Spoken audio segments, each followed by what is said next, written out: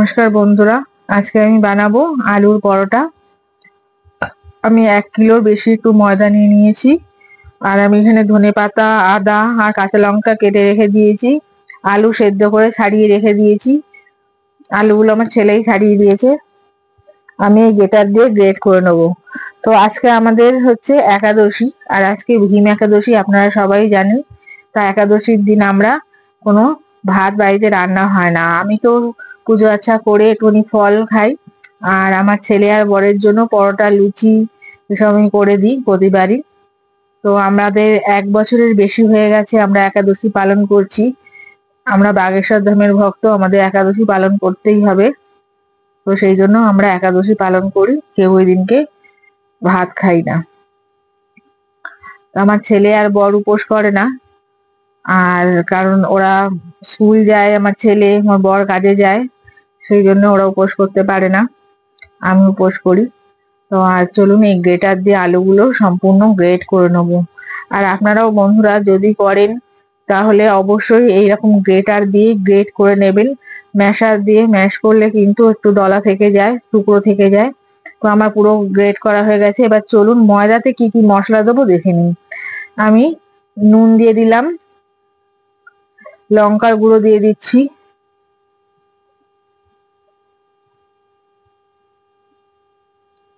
আমি ধনের গুঁড়ো দিয়ে দিলাম,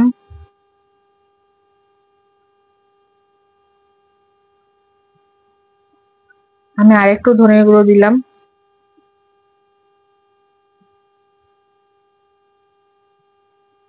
এবার এটা গরম মশলার গুঁড়ো দিয়ে দিলাম।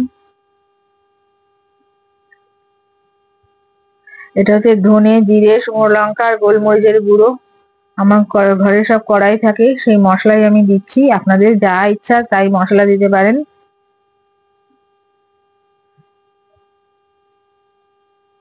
এবার জোয়ান গুলো, আমি খানিকটা জোয়ান নিয়ে নিয়েছি, জোয়ান গুলো হাতে ডলে দিয়ে দিচ্ছি, কারণ হাতে একটু ম্যাশ করে নিলে তাহলে গন্ধটা বেশ ভালো আসে।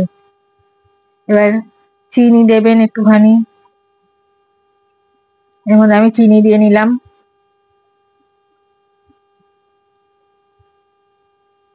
আমার যতটা চিনি লাগবে ততটা আমি পরিমাণে চিনি দিয়ে নিয়েছি। আমার 1 কিলোর বেশি ময়দা আছে। আমি একটু আচারের তেল নিয়ে নিলাম। আমার কাশ্মীরি লঙ্কার যে আচার হয় সেই আচার করে রেখেছি, সেই লঙ্কারই একটু তেল আর একটু মশলা দিয়ে দিলাম। বিট নুন দিয়ে দিচ্ছি। এবার গোলমরিচের গুঁড়ো একটু দিয়ে দিলাম। এবার খানিকটা আমি হিং দিয়ে নিচ্ছি। এগুলো ভালো করে একটুখানি মেখে নেব। এই অবস্থায় আমি কিন্তু তেল দেবো না, ময়ামটা আমি পরে দিই, কারণ আমি খুব নরম করে এটা মাখবো। কারণ আমি হাত দিয়ে বেলবো না, রুটি মেকারেই বেলবো।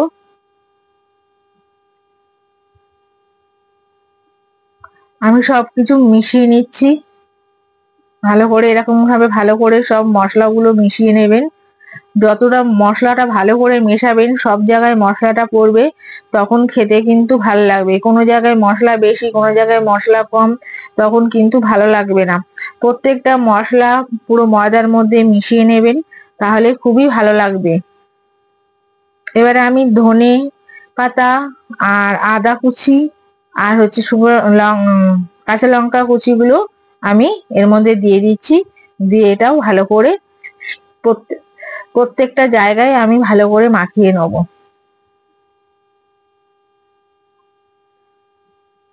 চলুন এবারে এইগুলো আমি মাখিয়ে নিই। ময়দার সাথে ভালো করে মিশিয়ে নিতে হবে। আর বারবার বলছি, প্রত্যেকটা জিনিস ভালো করে মিশিয়ে নেবেন। আমার মেশানো হয়ে গেছে। এবারে আমি আলুগুলো দিয়ে দিচ্ছি। আমার 1 কিলোর বেশি আলু আছে। আমি একটু এটা করেই রেখে দেবো, কারণ আমি 2-3 দিন ধরে খাই। আমার ভীষণ ভাল লাগে আলুর পরোটা খেতে। আর আমি আলুর পরোটা করলে এরকম ভাবেই করি। দেখুন আমি খানিকটা টক দই নিয়ে নিচ্ছি।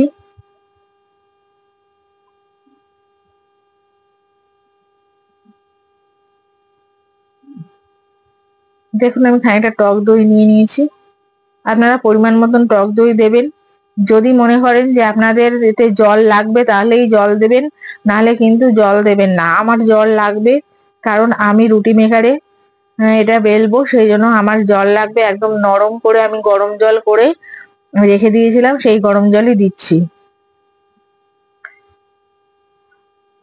আমার ময়দাটা প্রায় মাখা হয়ে যাবে, সেই সময় আমি তেলটা দেব। কারণ আগে যদি তেল দিয়ে দিই, তাহলে ময়ামের যদি তেল দিতাম, আবার এখনো আমাকে তেল অনেকটাই লাগবে, প্রচুর তেল দেওয়া হয়ে যাবে, আর আমরা এত তেল খাই না।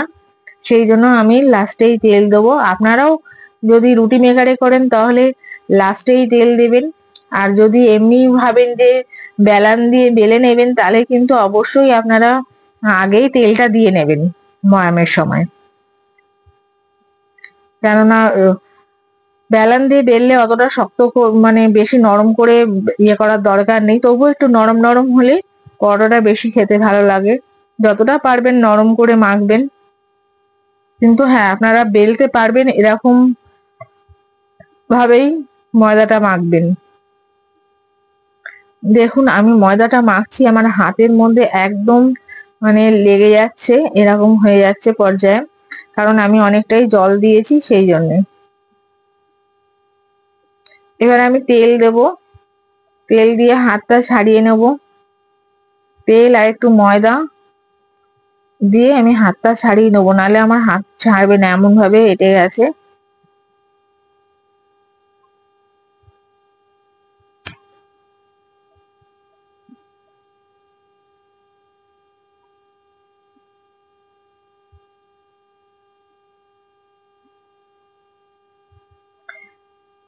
আপনারা তো আলুর পুর ভরে অনেক পরোটা খেয়েছেন, একবার এরকম করে পরোটা খেয়ে দেখবেন, তখন আর আপনাদের আলুর পুর ভরে খেতে ইচ্ছা করবে না। এটা এত সুন্দর লাগে খেতে। এটা আমি করছি বলে শুধু বলছি না, আপনারা একবার যদি খাবেন তো আপনারা নিজেরাও বুঝতে পারবেন। আমাকে হয়তো বলবেন না, কিন্তু আপনারা মনে মনেই ভাববেন যে সত্যি ভীষণ সুন্দর, এরকম ভাবেই এখন থেকে পরোটা করে খাবো। আমি আরো তেল নিয়ে নিচ্ছি। তেল দিয়ে আমি আমার হাত যে ডিশটার মধ্যে মাখছি, গামলিটা, ওই গামলাটা পুরো ছাড়িয়ে নেব। এই পর্যায়ে আমার অনেকটাই তেল লাগবে, এখনো আরো তেল লাগবে।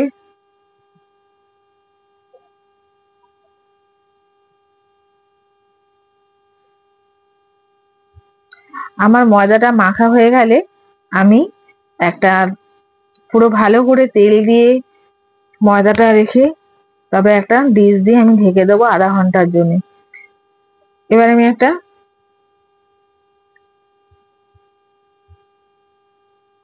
আমি এই ময়দার মন্ডটা পুরো তেল দিয়ে মেখে রেখে দেবো, যাতে কোনো প্রকার শক্ত না হয়। দেখুন কতটা নরম করে আমি মেখেছি।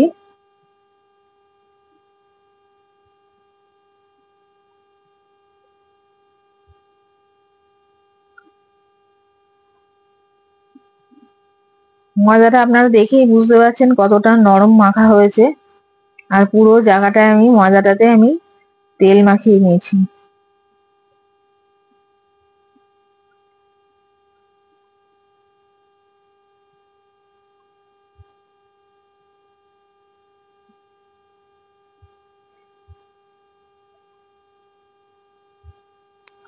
আমি ভালো করে ময়দাটাকে এক জায়গায় করে নিচ্ছি, যাতে পরে আমার অসুবিধা না হয়। বন্ধুরা, আপনারা যারা যারা আমার ভিডিওটা দেখবেন তারা অবশ্যই সাবস্ক্রাইব করে দেবেন আমার চ্যানেলটা, আর ভিডিওটা লাইক করবেন, কমেন্ট করবেন।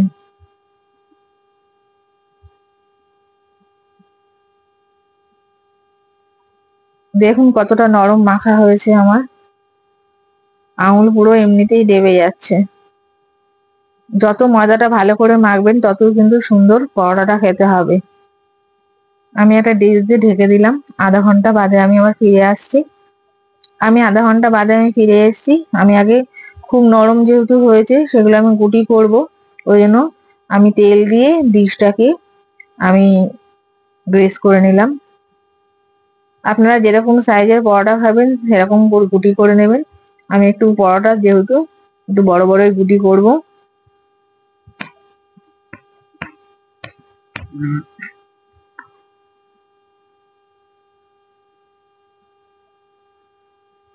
দেখুন কতটা নরম হয়েছে। আমি এইভাবে প্রত্যেকটা গুটি করে নেব। তারপরে রুটি মেকারটা আমি অন করে দেবো।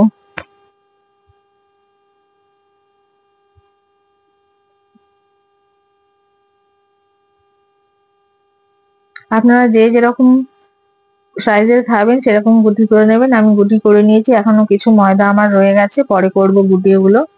আগে আমি করে নিই, আমার ছেলের খিদে পেয়ে গেছে। দেখুন আমার রুটি মেকার আমি অন করে দিয়েছি, আলো জ্বলে গেছে। এবার আমি একটা একটা করে বেলে নেবো।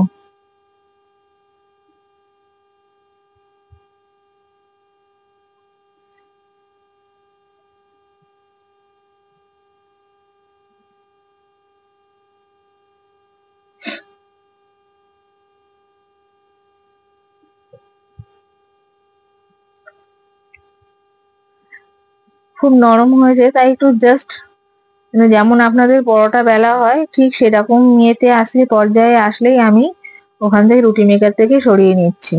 ওখানে পুরোটা ভাজবো না, জাস্ট বেলে নেবো। বেলে ওঠানো যাবে এরকম পর্যায়ে এসে আমি আমি তুলে নেব।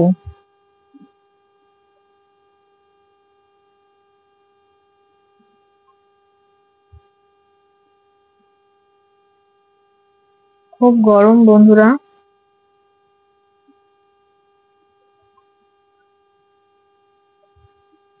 আপনাদের যাদের রুটি মেকার আছে তারা কিন্তু রুটি মেকারে অনায়াসে এরকম করে রুটি, পরোটা, লুচি সবকিছু বেলে আপনারা করতে পারেন, তাতে কিন্তু টাইম আপনাদের ভীষণ কম লাগবে।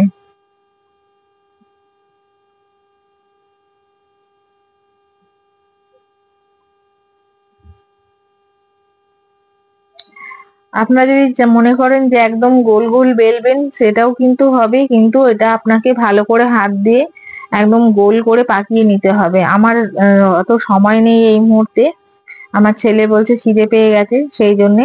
আর দেখুন পুরো দেখা যাচ্ছে কি কি মশলাপাতি দেওয়া হয়েছে। এরকম একটা একটা করে আমি প্রত্যেকটা বেলে নেব।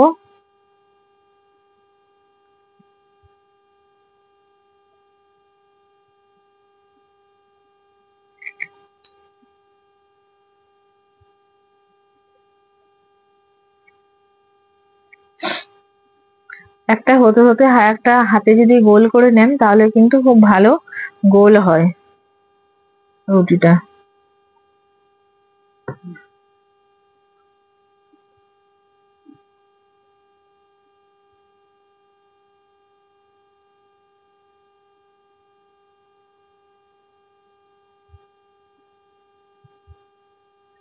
আমার চেনা জানা অনেকেই আমাকে বলেছে আমাদের রুটি মেকার আছে, কিন্তু আমি রুটি মেকার তুলে রেখে দিয়েছি, কারণ আমার নিজের বা আমার মেয়েরই রুটি মেকার আছে, ও কোনোদিন ব্যবহার করে না। আমাকে বলে তুই কি করে ব্যবহার করিস, আমি তো পারিই না। তো আমি এরকম করে ব্যবহার করি, ওকে অনেকবার বলেছি তো তাও করে না। তো আপনারা দেখে নিন কেমন করে রুটি মেকারে করতে হয়।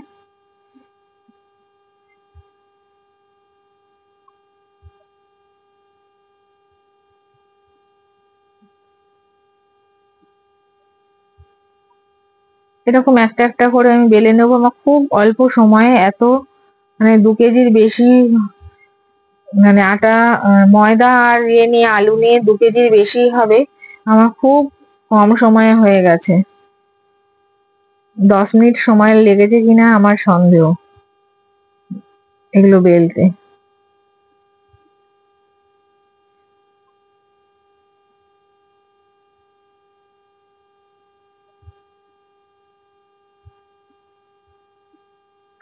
দেখুন আমার সবগুলো বেলা হয়ে গেছে, আমি এগুলো সরিয়ে রাখলাম। এবার আমি আপনাদেরকে পরোটাটা ভেজেও দেখাবো। আমি একটা চাটু বসিয়ে নিয়েছি, আমি একটা লোহার চাটু বসিয়ে নিয়েছি। পরোটাটা ভাজার জন্য লোহার চাটুই সবচেয়ে বেস্ট।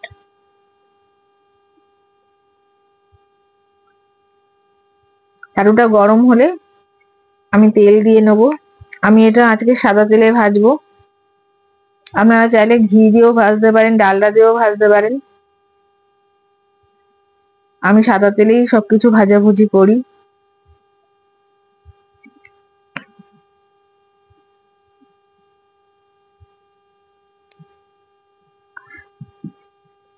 আমি গ্যাস জ্বালিয়ে দিয়েছি, চাটু বসিয়ে দিয়েছি, চাটুটা গরম হলে তেল দেবো। এবার আমি তেল দিয়ে দিচ্ছি চাটুতে।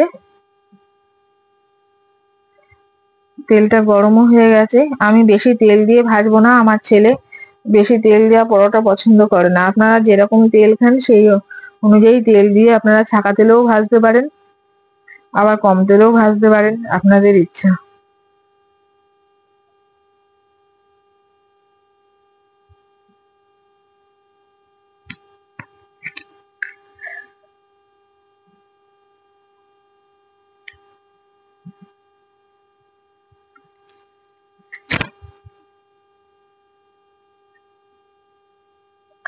আপনাদেরকে অনুরোধ রইল, যারা যারা ভিডিওটা দেখবেন তারা তো অবশ্যই একবার এরকম ভাবে পরোটা করে খেয়ে দেখবেন। আপনারা অনেকেই পুর ভরে খেয়েছেন, কিন্তু এরকম করে একবার খেয়ে দেখবেন।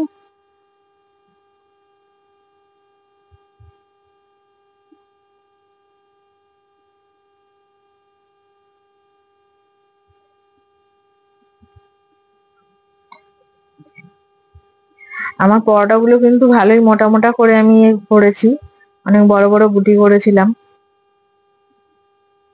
আপনারা যেরকম ধরনের খাবেন সেরকম ভেজে নেবেন, সেরকম গুটি করবেন, সেরকম ভাবেই বেলে নেবেন, আর সেরকম ভাবেই ভাজবেন। কেমন করে খাবেন না খাবেন, আপনারা লাল করে ভাজা খাবেন নাকি হালকা ভাজা খাবেন, সেটা আপনাদের ব্যক্তিগত ব্যাপার।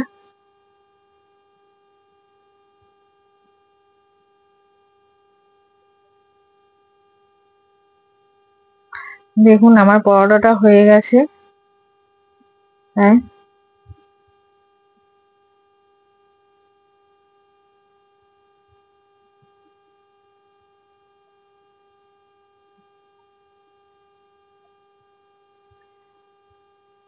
আমি দেখুন অত ভালো ভিডিও করতে পারি না, যদি কিছু ভুল হয় আমাকে ক্ষমা করবেন। আমি আরো দুটো দিয়ে দিলাম পরোটা। আমি তেল দিয়ে দিচ্ছি।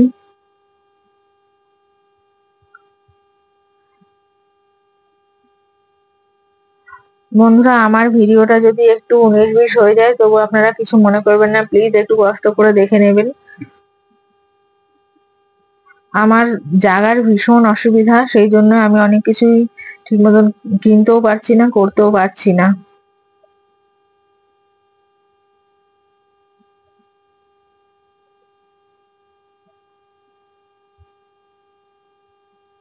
আমার এত ছোট জায়গা যে সবকিছু ঠিকভাবে আমি দেখাতেও পারি না আপনাদের, তার জন্য আমি ক্ষমা চেয়ে নিচ্ছি।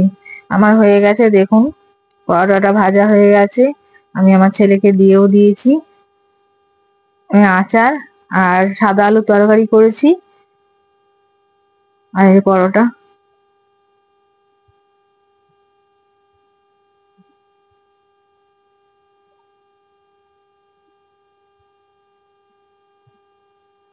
আমার ছেলে আর বড় এরকম সাদা আলু তরকারি দিয়ে খেতে পছন্দ করে, তাই প্রতিবারই আমি এরকম সাদা আলুর তরকারি করি। ধন্যবাদ।